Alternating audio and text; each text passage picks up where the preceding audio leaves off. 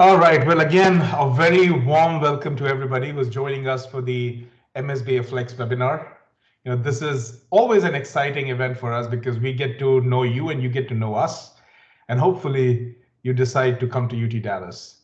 We've had thousands of students who have gone through this in the past, and all of them started at a webinar where they would have questions, they would have, just open raw thoughts about what they want to do with this program and how does this factor. And we try to help you with that understanding, help you with the doubts that you have, and maybe help you make a very informed decision. Now, this is an important one.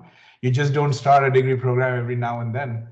But whenever you start it, it's not just from an academic or professional perspective. It might also have an effect, and it mostly does have an effect on your personal life as well, because you have to reconfigure things to make sure that you're doing well in your degree program, as well as you're able to take care of your personal commitments. So this is definitely a life-changing journey for almost everybody who goes through this, but we want to make sure you have the right information before you get on this.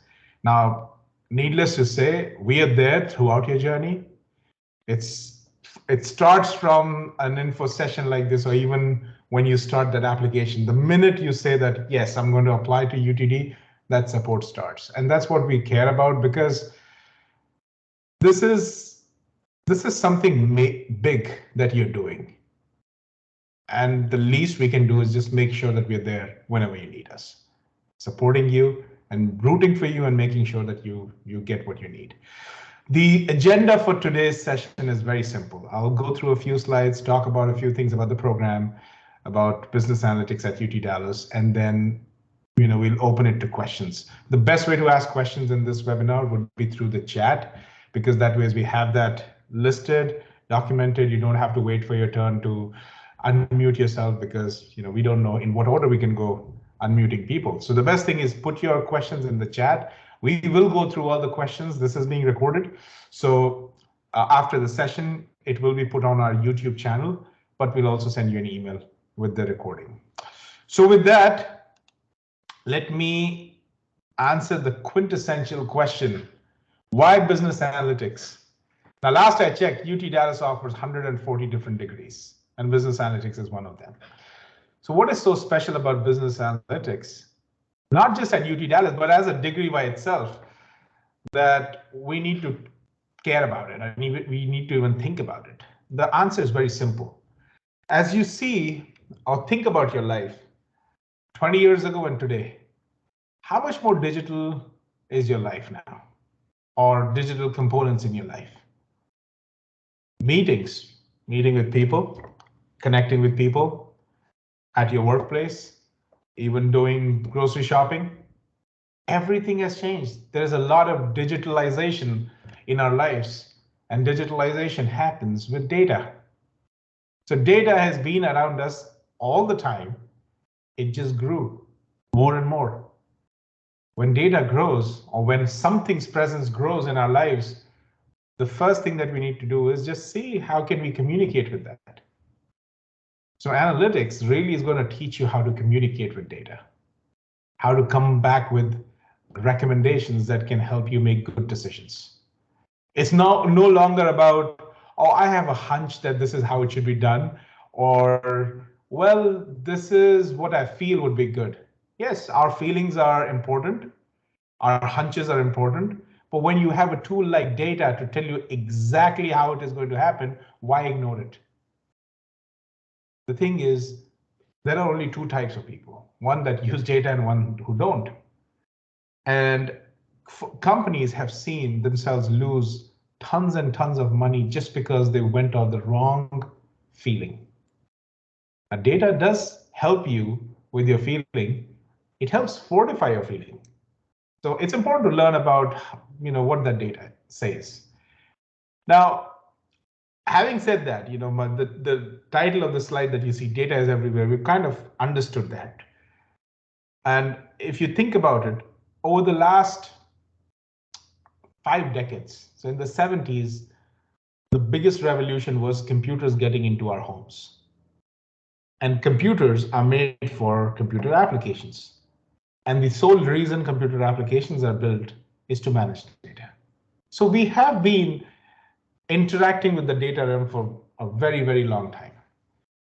Now, in the 70s, the question was about systems. What are the systems through which we can collect this data? In the 80s, it was about fine-tuning those systems. The 90s was, well, we have all this data, what do we do with it? And that's when the leaders came out and they said, well, we need to probably look at the historical trends, try to find patterns, try to find where we succeeded and where we missed something. And when you do all of that, what you're trying to do is you're trying to predict your future. So this is what has happened with me in the past, and this is what I feel the future will look like based on that, your ability to predict it. When the big enterprises do it, of course, everybody else tries to follow it. So the organizations, the next thing that they want to do was make sure that their people are data literate. So they bring in training organizations to do that. But the speed at which that need was growing and the speed at which the training organizations were training people was very different. And in such cases, when you have this kind of disparity in terms of skilling people, there's only one partner that the industry looks at, academia. So that's where the business analytics or analytics program started coming out. Now, as a major, let me make you aware of this. It's not a very old major. Yes, the information systems programs were doing some kinds of analytics, but calling it an analytics program, a degree program, it only happened in 2007. The first program that came anywhere in the United States, in the small center for analytics, that's where it started. So it's not a very old major, but since 2007, in the next 5-10 years, there was a race in which a lot of top leading institutions started their analytics program. And that's where in 2014, UT Dallas also came about with their analytics program. Right now, we're the largest in-person analytics program in the entire world at the graduate level. More than 1,800 students in the program, which makes us the largest. And to you, if you are asking this question that are there disadvantages of having such a big program, there are none. And in a minute, when I talk about the curriculum, you'll know why it is advantageous to have such a big program. But going back to our point that data is everywhere. You need professionals who can make database decisions, whether it is the financial sector, the real estate, healthcare, you name it. There is no sector that doesn't have digital components. And if they have it, they have data. But something which works towards in your favor is the fact that there is a dearth of qualified professionals who understand the language of data. Fun fact, a lot of people feel that they know analytics. Reality, they don't. Because they might be aware of one component of analytics, but they can't call themselves as an intensively trained analytics professional, because there are so many different things about analytics that one needs to know to really be called an analytics professional. Our guiding themes are pretty straightforward. The number one thing that we need to do is, and we want to always offer to our students, is the flexibility. You decide what courses you want to take, in what sequence you want to take, when you want to take them, how many you want to take. You want a morning class, an evening class, all that flexibility is there. Engagement is key, because we know that you just cannot do things in your classroom and be the most effective person when it comes to analytics. There are so many things that are happening inside and outside the classroom that we want to make you aware of. You learn by doing it, and that's where the engagement piece really comes in. A lot of our classes also have group projects through which you're able to apply what you're learning. That gives you better confidence about what you're learning. And then when we are very focused on our outcomes. Simple, because if we are not focused on our outcomes, it's like we teach you something, but we don't do it ourselves. We want to make sure everything that we are doing, whether it is an event, whether it's a program, whether it is anything that we bring to our students, what is the benefit our students are getting? If there's no benefit, then where did we miss? What could be done to make it better? We are very focused on that. We take your feedback very seriously, because at the end of the day, we want you to succeed. We derive our success from yours. So that's why we make sure that we are focused on those outcomes. It's a 36 credit our program. 18 of them are core and 18 are electives. And as I was saying that we are a big program. In a minute, I will show you the catalog, but each of these 10 tracks, you can pick whatever courses you want from these 10. All of your electives, which is 18 credits, that means 6 courses, you have 10 tracks to pick from. You can specialize in one track and pick all your electives from that, or you can pick one from 6 different tracks. It's up to you how you want to mix and match. And that is what the strength of the program is, because each of these tracks, they have about 8 to 10 courses. So from a bucket of about 80 courses, you're picking up 6 courses. I mean, that's the best thing that you can do, because you decide how you want to learn analytics. Through our core classes, we teach you what the fundamentals are and what you should know, irrespective of the tracks you choose. But then you might have your own preferences. Some of you might want to learn about accounting analytics or data science or data engineering, healthcare, social media. I mean, it's up to you what you want to choose. This is a STEM designated program, which means that if your employer is looking for STEM professionals, there you go, we are. If you're an international student, there comes additional work benefits with the STEM designated program. You get that through this. Now we have admissions in all 3 semesters. Fall, which is in August, spring, which starts in January, and then summer, which is in May. And you can have all those 3.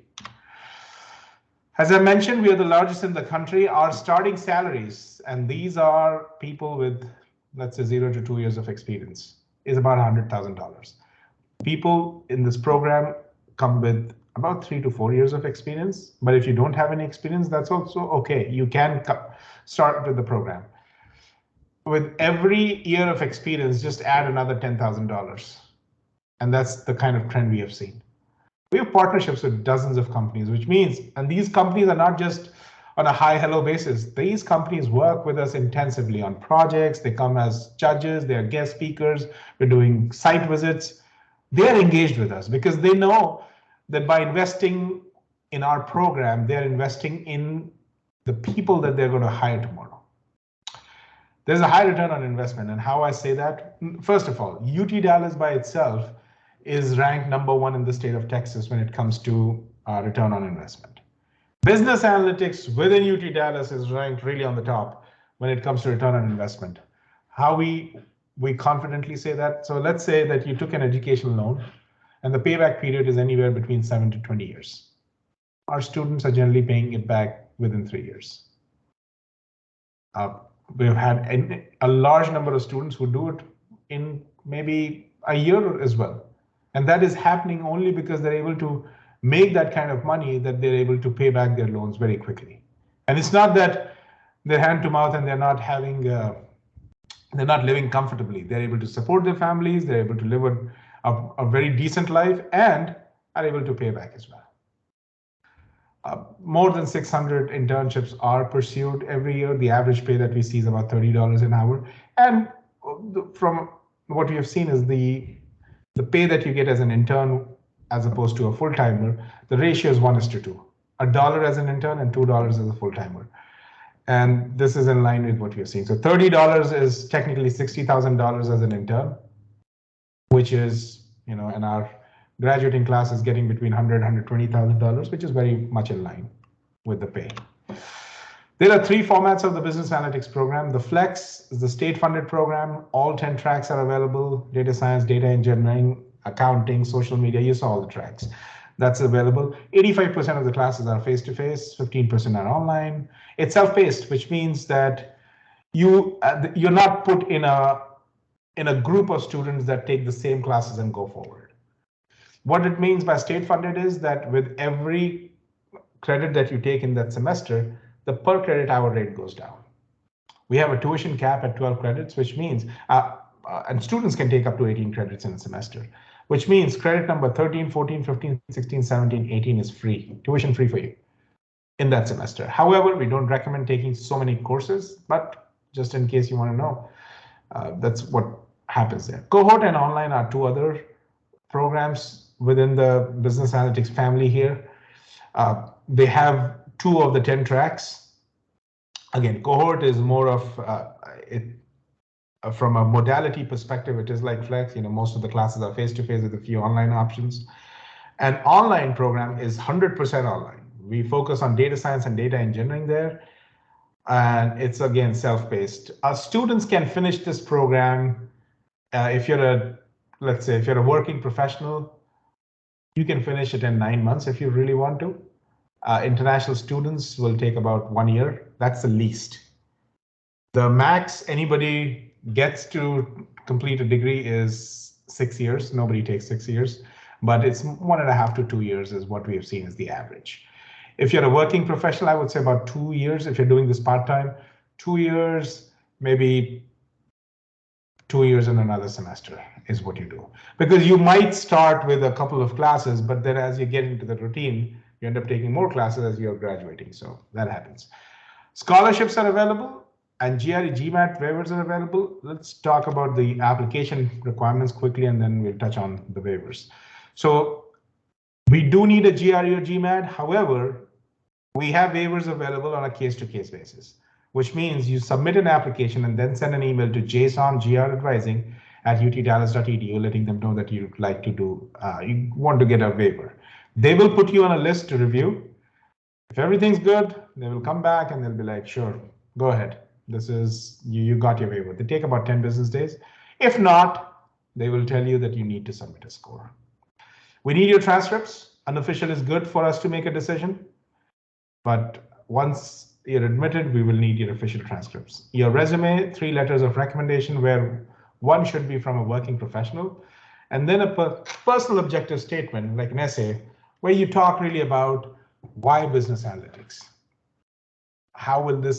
Why you want to do this degree, and how does this factor in your future? We don't give any application fee waivers unless you're somebody who has already pursued a degree at UT Dallas or you're pursuing one at UT Dallas. So technically, if you come back to us for another degree, you will never pay the application fee or the late fee or anything of that sort. All right, scholarships. So the Flex program does offer scholarships. We need a separate application. Now for fall 23, we're still accepting, we're cutting very close. May 1st is the deadline. So if you're somebody who's looking for fall 23, your scholarship application as well as your official GMAT or GRE score should be with us by May 1st. If you're looking for spring 24, October 1st is the deadline. TA-ships are not given in the first semester. They're given to students from the second semester onwards. So we do need to see what you have done at UT Dallas. For TA-ships, we don't look at GRE GMAT scores. So it's everything at UTD that you're doing that matters. Just a quick look at our internship numbers from last summer. We had about 300 people work at about 260 places, different employers. Most of them were full-time internships, which means that they were at least working 21 hours a week, with about $28 being the average and then $71 as the highest salary. The compiling numbers for fall and spring together pretty soon, so we'll have that posted on our website. But Amazon, Spring ML, EXL, Genpact, Copart, USA were some of our top employers. Data engineering, data analytics, data analyst, BI, data science, these are some of the top internship titles. But the most interesting number is,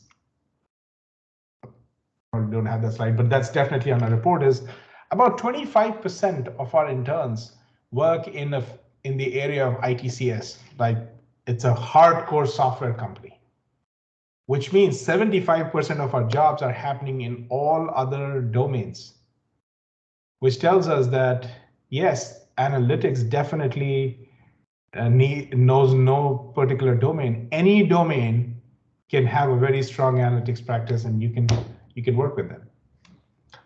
Contrary to popular notion that if you have an ITCS background, then only you can do analytics. We are very applied in nature, and that's where it's key for people to know that even if you don't have hardcore ITCS skills, you can do extremely well in this program. And we have lots of students who do that. LinkedIn is our favorite place to look at our stories. Hashtag UTD is what you need to look at. And this is definitely going to be something for you to read. First-hand experiences of our students working in all these different companies really works well because this gives you a very unfiltered, unmoderated, first-hand understanding of what a student is doing in these organizations. Let's say you have a dream company that you want to work for, and an MSBA student already has worked. These reflections really help you understand what they're doing here. So fun read. We have more than 450 organizations at UT Dallas, student orgs. 75 plus are in the School of Management, and these are some of the ones where our students are very actively involved. So SAP Users Group, Salesforce, Project Management Club, Women in Technology, Toastmasters, Envision, which is our data visualization club, marketing analytics, cybersecurity, you name it, we have it. And if we don't have it, you can always start a new student organization yourself. This is where we help you maximize the money that you are making, the money that you are spending at the school. So you get a degree from us, but then you can also enroll in certificate programs that have the same courses that is there in our degree program. So the only difference is all these certificate programs, let's say the applied machine learning program, has 4 courses that you need to cover. 2 of them are MSBA core classes. So technically, till the time you take those 2 courses that will help you gain knowledge around machine learning, and you get an average 3.0 GPA in this certificate, you get that certificate for free. The credits will apply to your degree program. The credits will apply to the certificate program. You don't pay any additional fee for this. And let's say if you just had to come to UT Dallas just for these certificates, these all are worth about $20,000, $12,000 to $20,000, depending on your Texas residency. And all that is available to you for free. But our direct contact information right here. And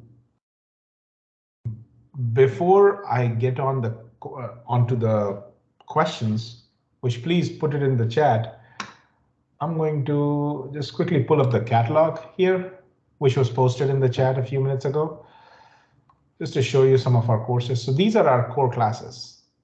Every MSBA student has to do it. So you will be asked a few questions, 4 questions particularly. What happened? Advanced statistics will help you with that. Descriptive analytics. What will happen? Predictive analytics. What do you recommend? Prescriptive analytics. Does it make economic sense? Should I put my money into this? Applied econometrics. How do I manage my data? Database foundations. And then what are the models we can use? So technically with these core classes, you have such a strong foundation that in any direction that you go, you will be a very effective analytics professional. And then all our different tracks. You can pick and choose courses the way you want to. You don't have to go and sign up for a track. You just simply take courses and you're good.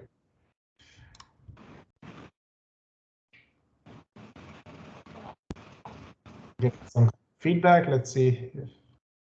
Hopefully everybody's muted. Okay. But yes, please feel free to go browse through this. The link is in the chat. And at this point, what I'll do is I'll straight away jump into your questions. Okay.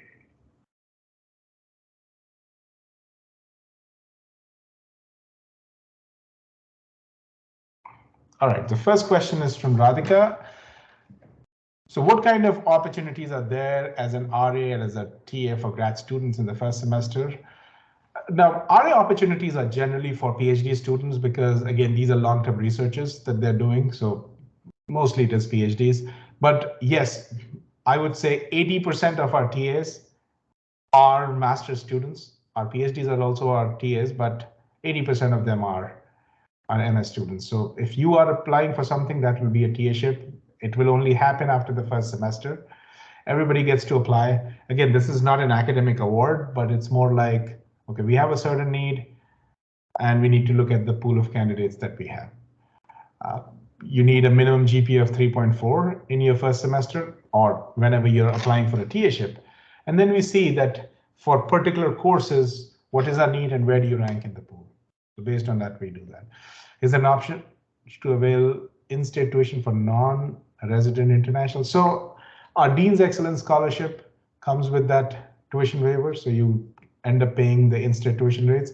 As a TA, you pay in-state tuition rates if you are an out-of-state student. And technically, you could be a resident of California or a resident of India. You're the same from a Texas residency perspective because you're a non-Texas resident. So with these scholarships and the TA-ships, you do get the in-state tuition. What are the pros and cons of having such a big program? There are no cons. Well, let me talk about some benefits here. First of all,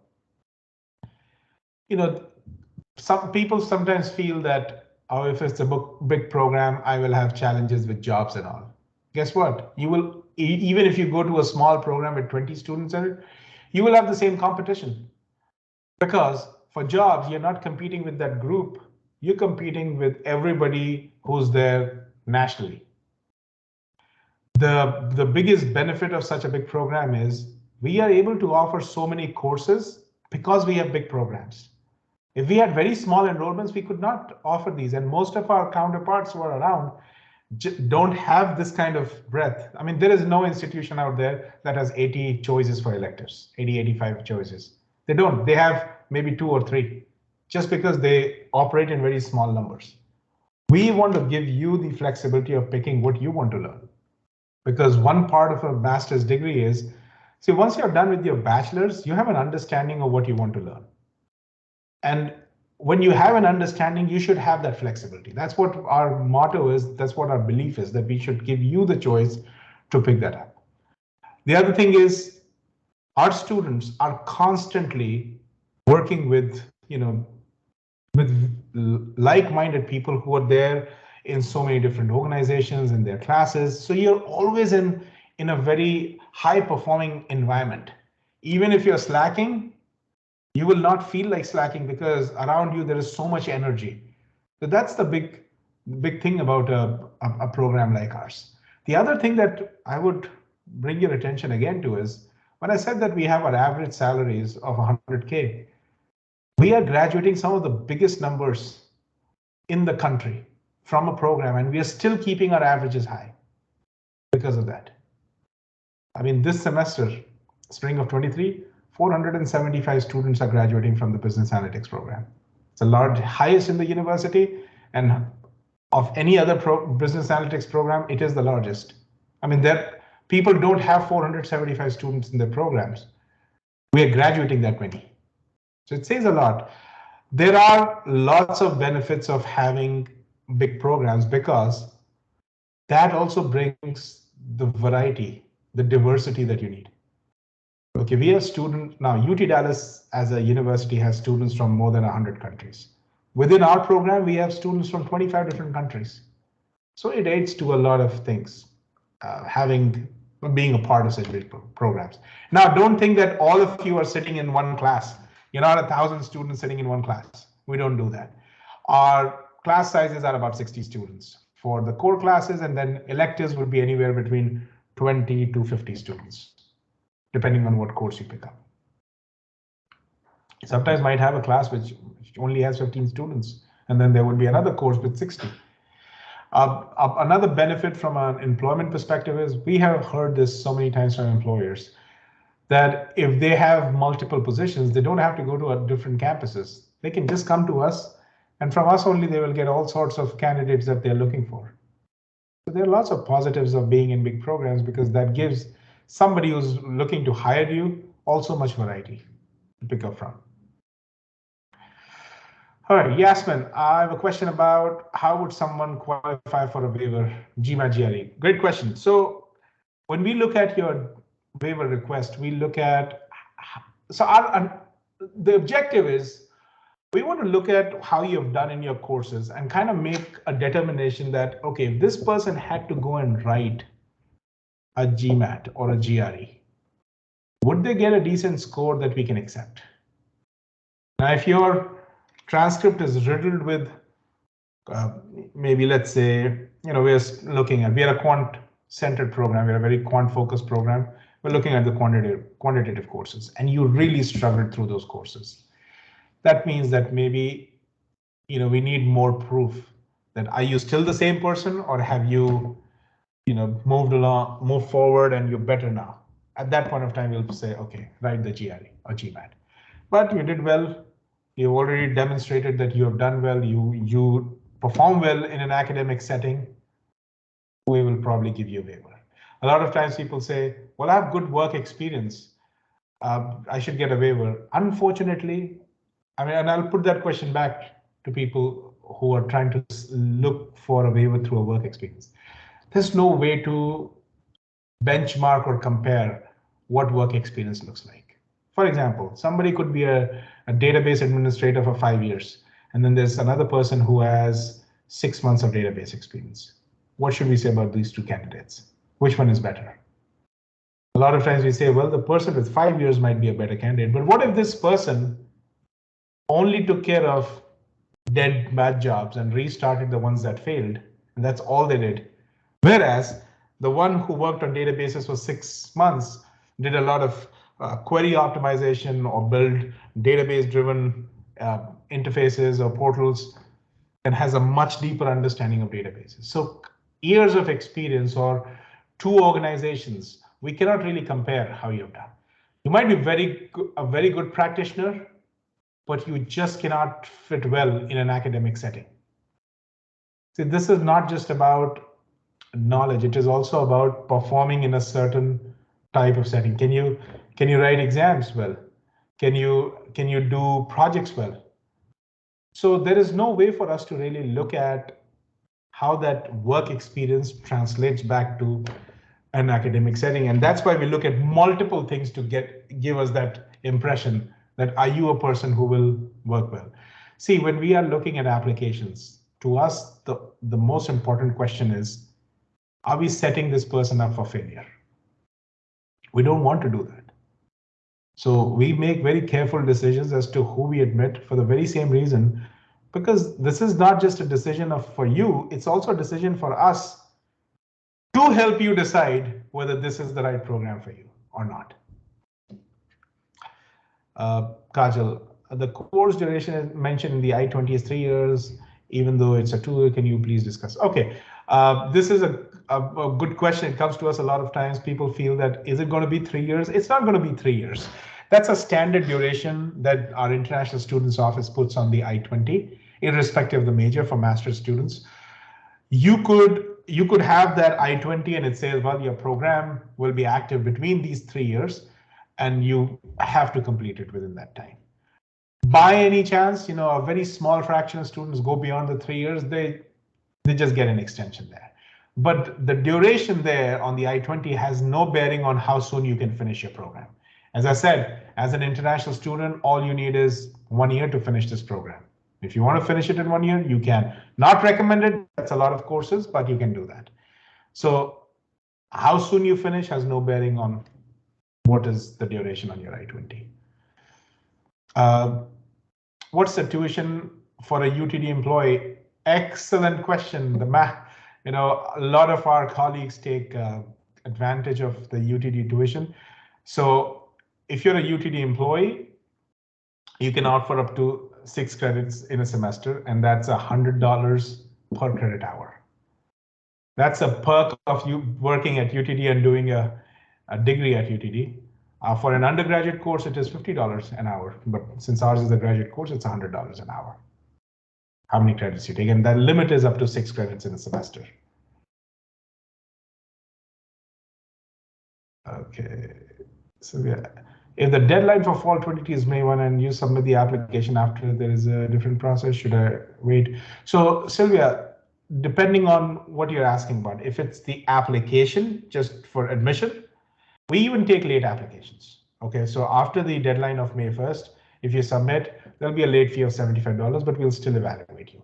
We unfortunately won't be able to evaluate you for a scholarship for fall if you submit it beyond May 1st.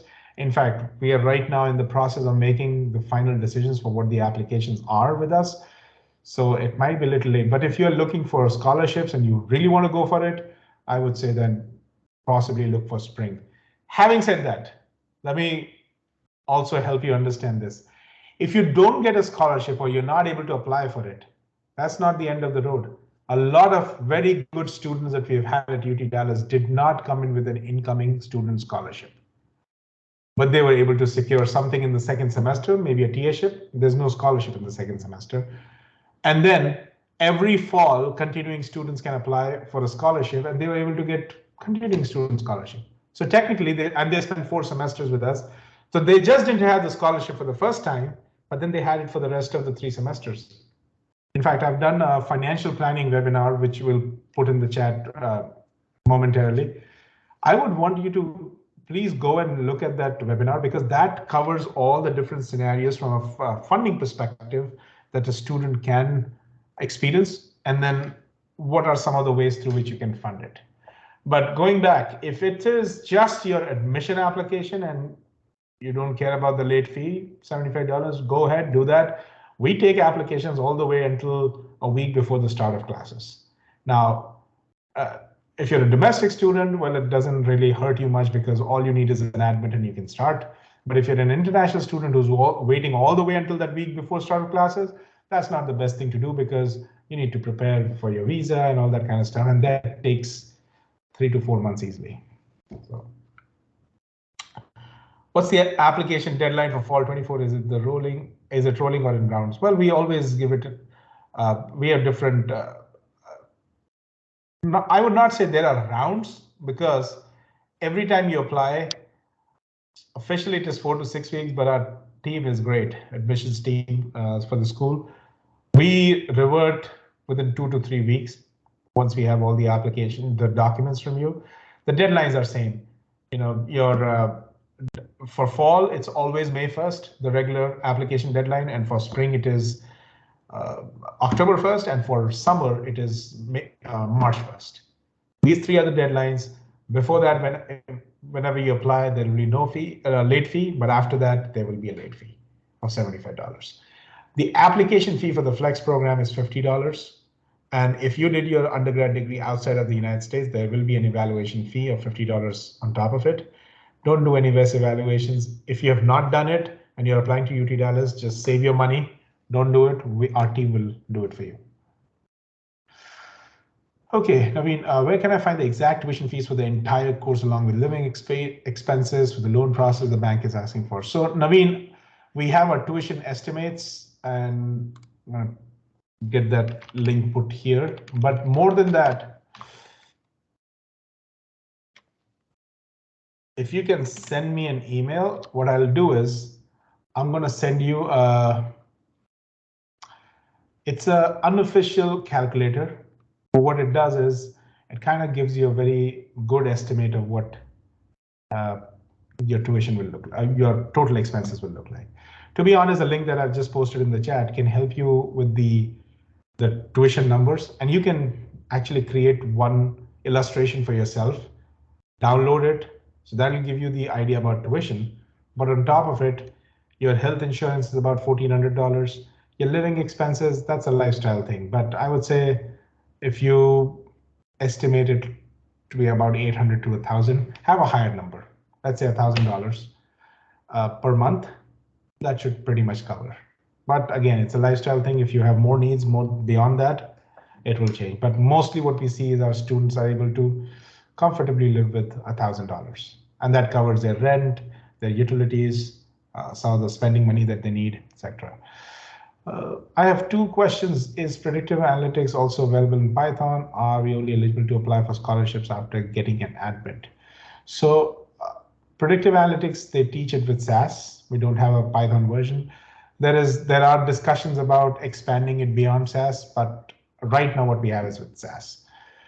Are we eligible for scholarships after getting an admit? So let's say you apply to UT Dallas and you get a net ID and all, and you go and apply for a scholarship.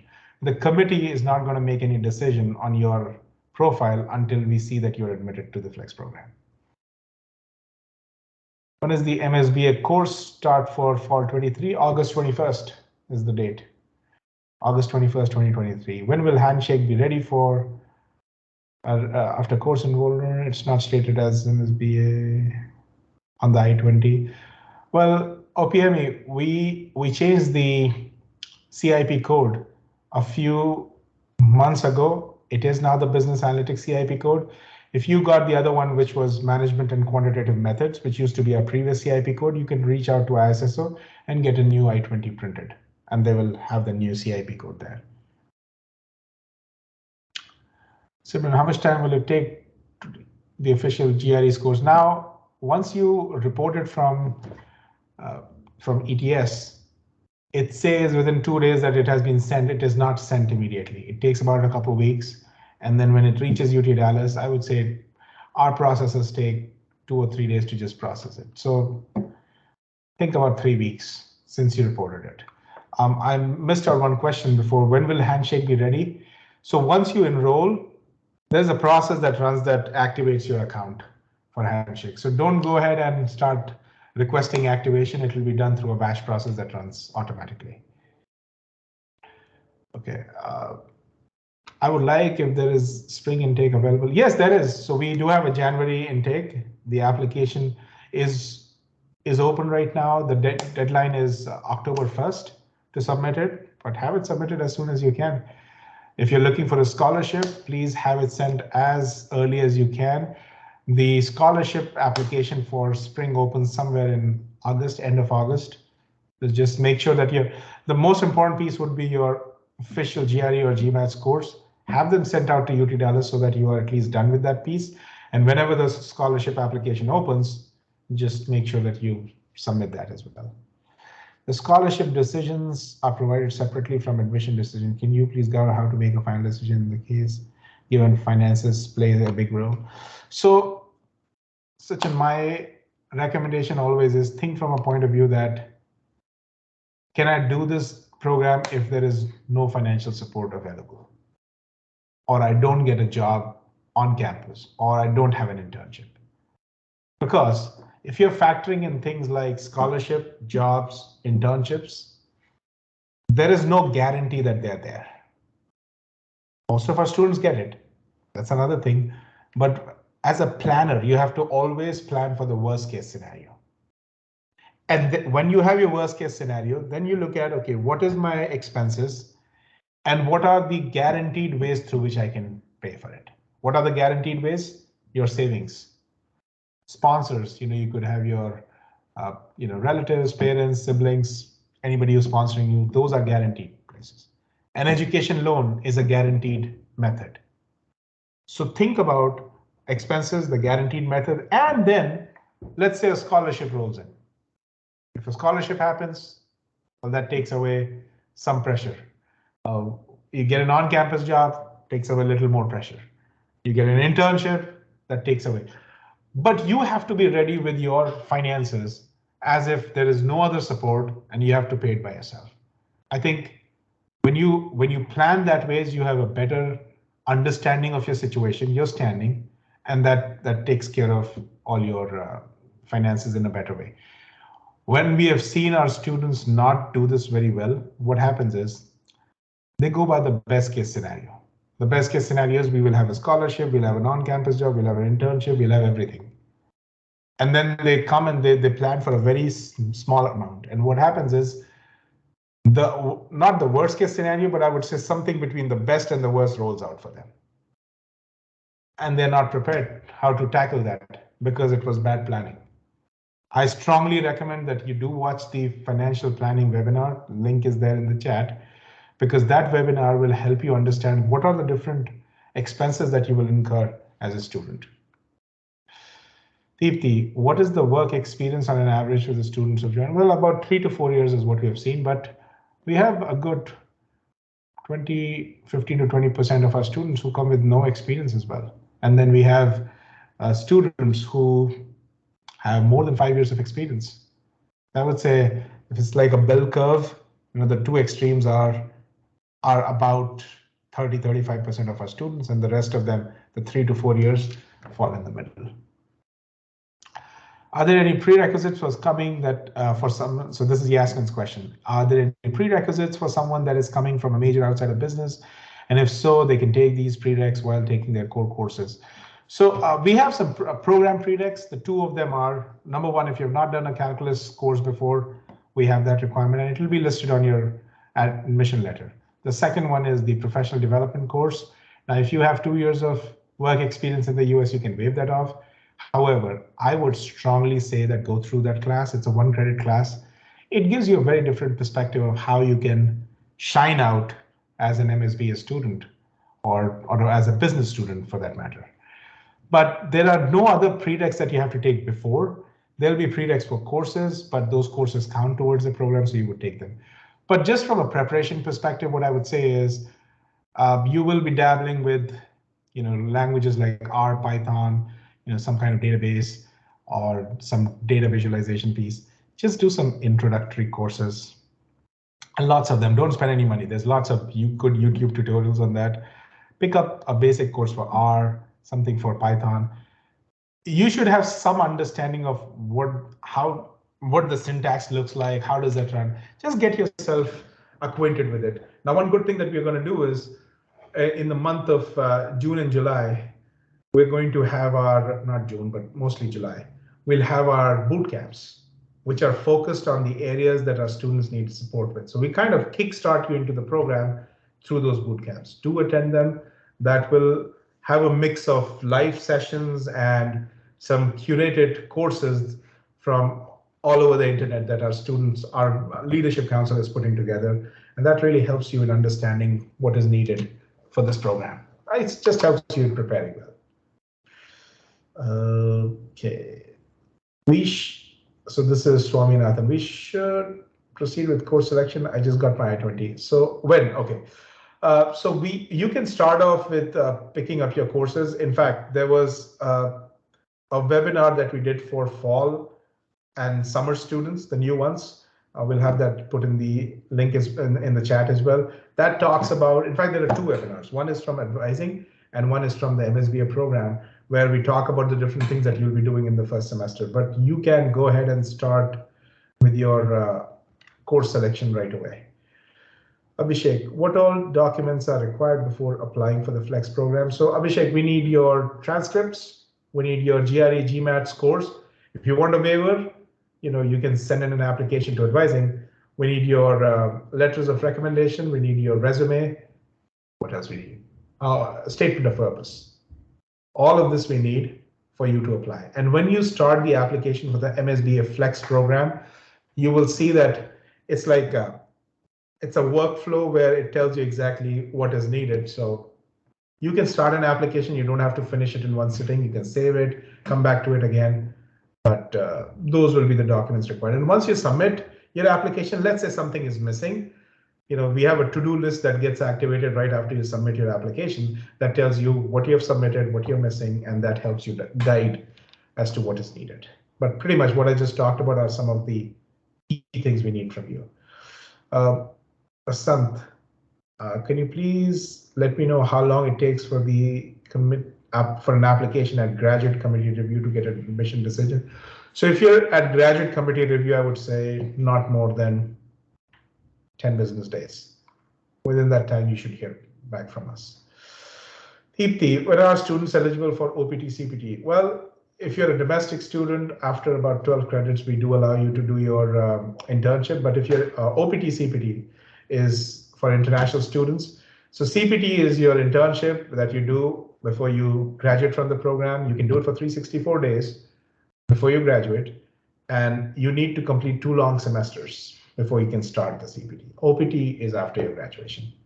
And it's a STEM designated program, so you get 1 + 2 years on your OPT. What's the difference between MSBA and MSITM they're somehow similar in terms of courses. They look similar, but they're not similar. The simple explanation is if you're a person who's looking for systems, and that's what attracts you, ITM is the course for you. But if you want to do anything with data requires very intensive knowledge of data. Now you can take a few analytics courses in ITM, but I would not call you an analytics professional just because you've taken 2 or 3 courses. See, one of the things that we as students need to realize is just because I took one course doesn't make me an expert in that course or in that area. It's like this. I can't go to a nuclear physics 101 class and then call myself a nuclear scientist, because that might require way more training than that. Every program has specified knowledge that it gives you. If you want to build an analytics career, you will be doing 12 courses in the business analytics program. All 12 of them are geared towards analytics. Whereas any other program you pick, you might be able to take a couple of courses here and there from analytics, but it will not give you the same depth that the business analytics program will give you. So for you, if you are focused on analytics, MSBA is the program for you. Can you apply for software development engineering internships as a student? You can. If you've done programming and you do a lot of programming, you can. But my question to you is software development what you want to do? And is MSBA the right program for you? Because don't look at this program as a step into the American workforce. Think of it from a perspective of skilling. I have enough students in the program and that I hear a lot of times that say, well, I was a developer, but I don't want to do that anymore. And the reason why I took analytics is because I want to pivot away from that. The other thing is, and this is a great fact, the life of a software developer and an analytics student is very different. Even when you become the CEO of the company, you will need analytics, but a CEO doesn't code. So remember that. Okay, we are kind of at the very fag end of our webinar, but I just want to make sure that I took all the questions. And Sevi, thank you so much for diligently putting all the links for our students. Here, Nitya, I have a good amount of experience in BI. Before I take that, I'll go back to Shantanu's questions about the software development piece.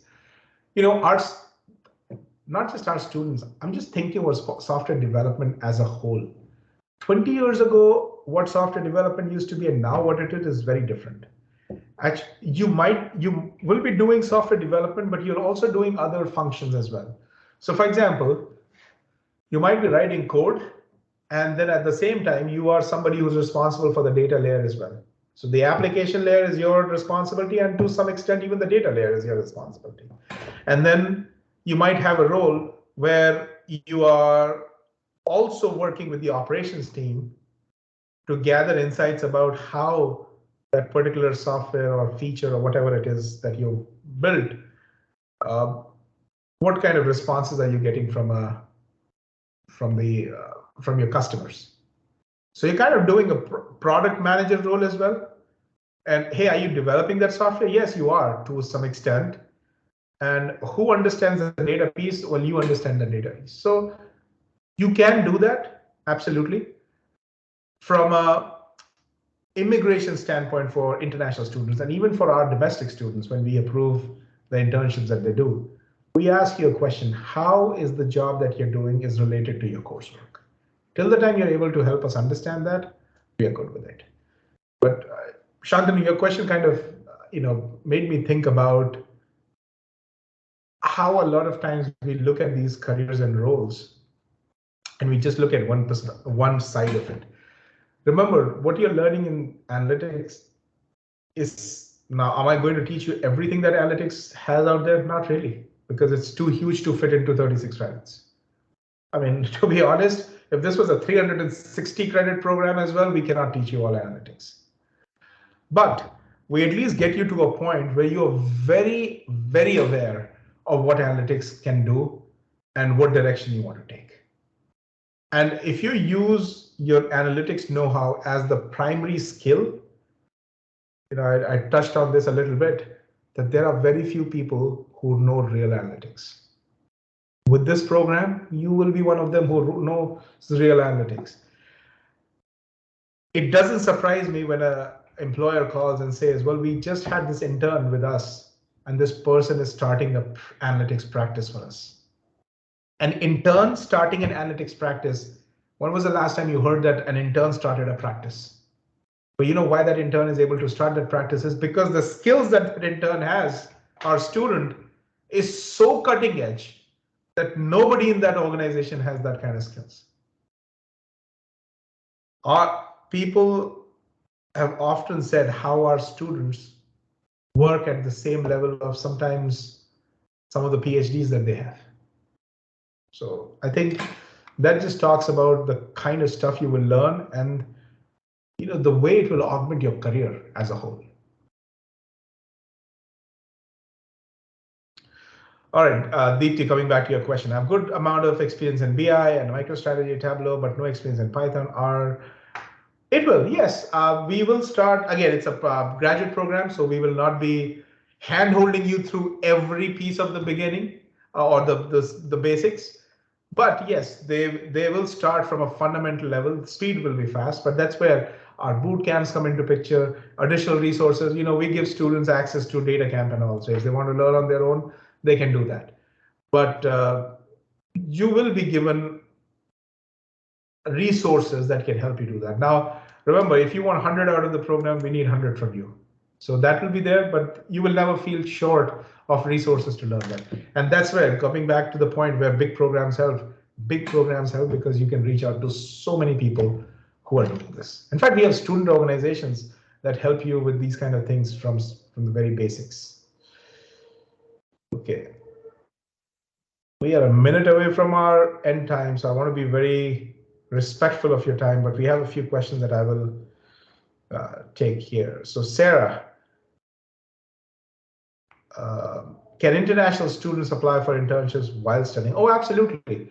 Once you have completed 2 long semesters, that's where the curricular practical training comes up, and that's a requirement of the program. We want you to do an internship before you graduate. So you can after 2 long semesters. Latest by one should expect to hear about fall 2023 scholarships. So I would say that the committee for the incoming students should have those results somewhere by mid-May. May 1st is the deadline, so by May 15th you will hear whether you got it or you did not get it. Any rejections have not been sent, and they are never sent before the deadline. Only after we have exhausted all possible scholarship options, the ones that don't get it, we can send them rejection emails. So let's keep our fingers crossed. You might make it in the last go. Dhananjay, are MSBA Flex and Cohort treated as 2 programs, or they come in the same? So again, it's the same business analytics umbrella, but then the courses that the cohort students take is very different from Flex students. They might be in the same classes, but Flex students have many more options in terms of courses, the sections that are out there. I mean, there are differences from that perspective. We try to, make sure that the non-academic things are spread out the same way. For example, yesterday we had the graduation celebration for students who are graduating. We did it together as a business analytics area rather than 2 separate programs. Even with job opportunities, we try to make sure that both the programs know it the same way. Radhika, MSBA Flex students only allowed to apply for Dean's Excellence in the first semester. That is actually the only scholarship that's available for incoming students. But as a continuing student, a lot of donor scholarships open up. Does that grant us in-state for that semester? It's not just that semester. If you get that scholarship, it is 2 long semesters or 2 semesters that you get in-state tuition for. And you get another $1,000. So $1,000 is your tuition discount, but then you get the in-state tuition fee. So technically, somebody who gets a Dean's Excellence scholarship can get up to $18,000, $19,000 in value. $1,000 is the actual discount, and then by paying in-state tuition fee, you're saving about $16,000, $17,000 there. And how can we apply for scholarships? Thank you, Sylvia, for putting that link there. Oh, so we didn't. Okay, there is one question that's there. Naveen Kumar, when can I expect my I-20? Is the process required to get them at the earliest? Well, I'm going to put this link in the chat. It tells you how you receive your I-20, but once your documents are in, our ISSO takes about 7 to 10 business days to process your I-20. Okay, well, I think we covered everything, and we are at the top of the hour as well. Please know that this was being recorded. We will have this sent out to you, but this doesn't mean that you can't ask your questions. Send us an email. We're very quick on responding to your emails. We want to make sure you have all the information. And what I'll also do is I'm going to put the link for a Telegram group that we have for MSBA students. So this is the one for the MSBA Flex students. I'm putting it in the chat. Any Flex student can get on this, and there are close to 1,900 people in this group. They're all applicants or people who recently joined the program. There are so many ways to which you can get answers to your questions. We want to give answers to you as soon as possible, and because we want to make sure that you have all the information before you get along with this program and you take that decision that, okay, we need to come to UT Dallas. We want you to come to UT Dallas, and not as a program director, but as an alum of the Jindal School of Management and UT Dallas, I would say this is the place to be. It has changed lives of thousands of people, generations and generations, and it continues to do that. And by coming here, you will have a great experience. So thank you again for your time. This is a beautiful day here in Richardson. But one thing about Texas is, and especially about Dallas, is weather can change within a few hours. So we get that kind of, we have the sun out there and then it will start raining in 2 minutes. But then we enjoy that. That's the Texas way of telling you that you're home. But thank you, everybody. We'll have the recording on our YouTube channel as well. And we hope to see you soon. Have a good one. Bye-bye.